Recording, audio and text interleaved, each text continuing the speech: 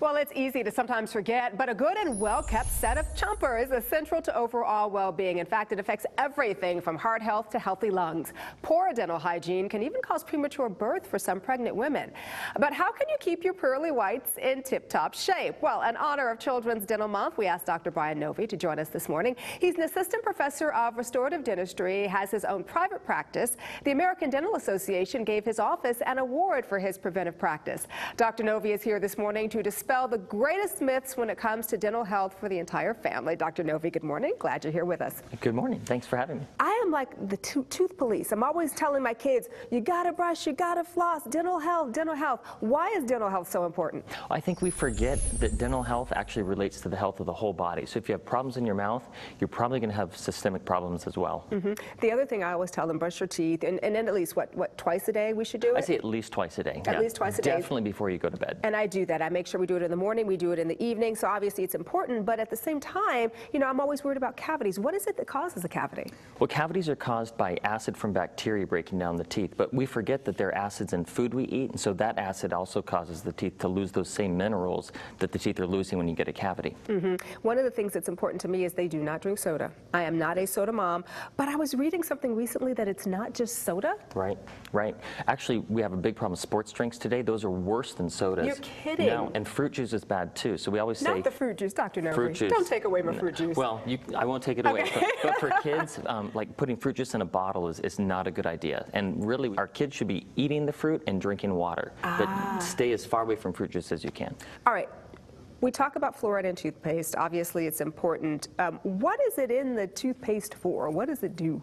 Well, fluoride is a great mineral that can actually make your teeth somewhat stronger. But there's a lot of controversy out there today about fluoride. I've been hearing a lot about that, seeing the reports about that. Tell me a little bit more about that. Well, fluoride is safe, but we're probably giving our kids too much fluoride because they're using too much toothpaste. The amount of fluoride that kids should be using even isn't just a pea-sized amount. We call it a smear. Just a little smear of toothpaste on the toothbrush is all that you need. All right, so when I let my kids brush their teeth by themselves, can you imagine how much toothpaste they're putting on their tooth? They're probably putting a lot on there. They are like the whole glob. So you're saying just like a little pea-sized?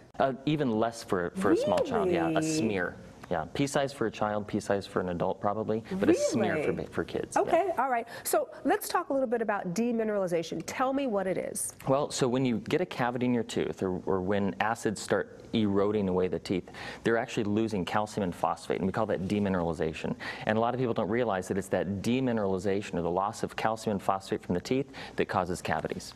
All right, so how can we then kind of get rid of the demineralization, combat that, but then promote the remineralization? Well, you've got to put back the same things that the teeth are missing. So if you just put fluoride on the tooth, that doesn't rebuild the calcium and phosphate that's missing. So we want to put more calcium and phosphate into our mouths, and that will remineralize teeth. All right, and that's the product that we have here this morning. Tell me what we're looking at here. Well, you're looking at MI Paste. It's one of the new products on the market for preventive dentistry in terms of preventing tooth decay.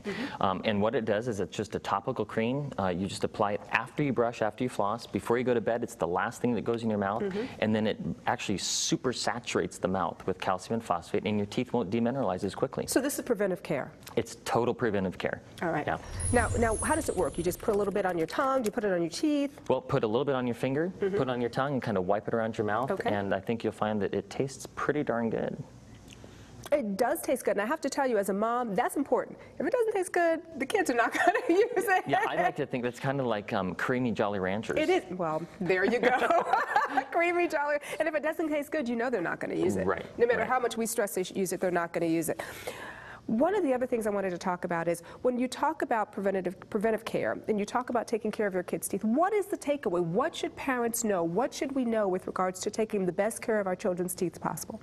I think the first thing to remember is as soon as that first tooth comes into the child's mouth, get them to a dentist. We love to see kids when they're young. Which should be about, I think my kid got his about 8 or 9 months? Yeah, 8 or 9 months. Okay. And by their first birthday, they should have at least seen a dentist one time, just so we can get an idea of what's going on and help you prevent dental problems, because that's what we really want to do. True, true. You know, and what the other interesting thing I think our viewers out there should know is this is not a product that they can go buy on store shelves. Right. So go into your dentist and have the dentist take a look in your child's mouth, and if we think this will work, ask, and feel free to ask about this. Say, hey, I heard about MI paste. Do you think that's something my child can benefit from? And how has the reception been? Are you finding that dentists are getting on the bandwagon? Are they aware of it? Are they using it? I think dentists are. Dentists, we don't want to be known as the people that our patients don't like coming to see. We want to be the good guys and the good girls, I guess.